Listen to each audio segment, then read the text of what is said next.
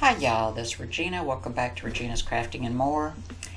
I have done a revision on the Ouch Band-Aid, and if you've purchased this off of my Etsy site, you will be getting an email with the revised version on it and a little surprise.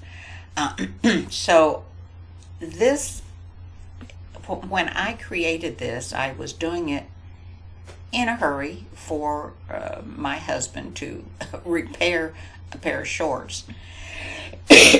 And he said he wanted a patch. Okay, so I created this and I showed it to him. He said, I love it. Okay, so I kind of did it in a hurry.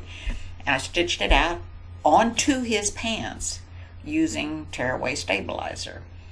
And then I got thinking, well, you know, I could have just done a patch after I did all that. And so I've kind of redesigned this a little bit. And as I'm sitting here talking, I'm thinking, oh dear, I need to kind of put this in a 5x7 hoop and turn that Band-Aid horizontal instead of having it diagonal like that. But anyhow, I will do that. So anyhow, if you want to stitch it directly onto an item, you can stitch this directly onto an item. If you want to create a patch, well, okay, let me back up. If you want to stitch it onto an item, you can stitch it directly onto an item using tearaway stabilizer in your hoop. If you want to make a patch, put in water-soluble stabilizer and stitch it on that.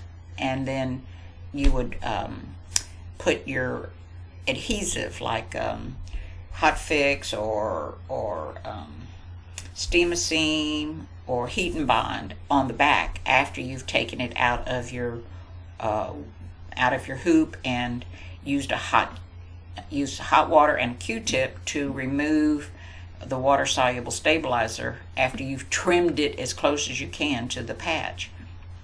Okay, so you can use it two ways. You can stitch it directly onto fabric or a clothing item that you want to cover up a hole, or you can make a patch using water-soluble stabilizer. So let me show you. Okay, so here's your placement stitch.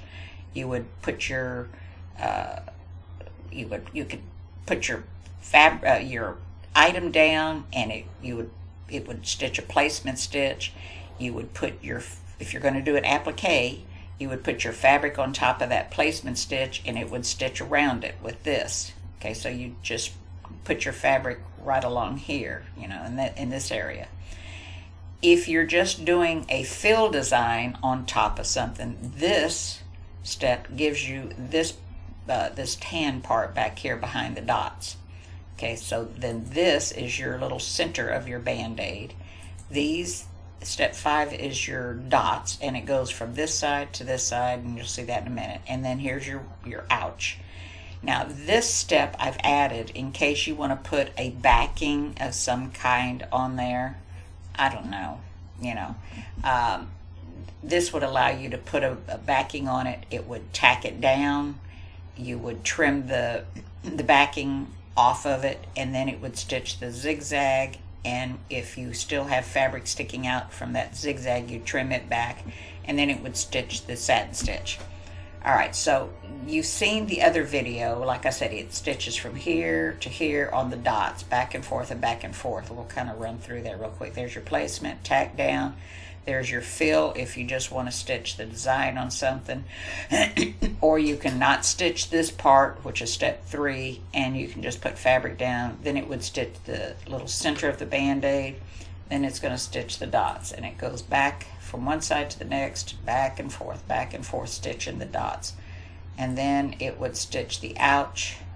Okay, let me get over there. There we go. Stitch the ouch, and then you could put a backing on it. That would tack it down. There's your satin, your zigzag that it's going to do. If you've got fabric sticking out from behind that because you've done an applique, trim the fabric away, and then it does the excuse me, the satin stitch. And I've made the satin stitch wider than my first version. Okay, and if you've purchased it, you're going to get this revised set of files. Okay, so there's that. that's how you're going to be, that's the format that is going to be on this one, this version. Now, I've created this version because I got to thinking, if people are going to put this on something for a child, let's jazz it up and make it colorful. So I've divided these dots up, and let me show you how those stitch. All right, so everything's the same. And then oops, let me slow down. So here's how it does the dots. Okay, so it goes up from the top to the bottom, top to the bottom, top to the bottom, and back and forth. Okay, then it goes over and does this side in the other color. Now you could do both sides in pink, both sides in blue, one side in purple, one side in yellow. Okay, whatever. I just, I like to give y'all options. And I was thinking about that because my girlfriend wants to stitch it on some of her grandchildren's clothes. They're always having to put a patch on stuff. All right, so anyhow, that is the bonus file right there. I love this idea for kids, okay? So that's the changes that have been made. Now, I will tell you that I have a rectangle one coming, and like a big patch, when you have a big sore and you have to put a big Band-Aid on it. Yeah. And it will take up the 4x4. It's about 3.75 squared, something like that. All right, so I'm going to take and I'm going to rotate this horizontally, and it'll be in a 5x7 file. So if you don't have a 5x7, you won't be able to use it. But it'll be in the file also. I have turned the Band-Aid horizontally, and in order to get it horizontally, I had to go to the 5x7 hoop. So this file will be included with the other files. So here's the original Band-Aid, well, the original revised Band-Aid with the white dots. It's version 2 of the Band-Aid. And then here is the multicolored dots, also in the 5x7 with the wider zigzag in the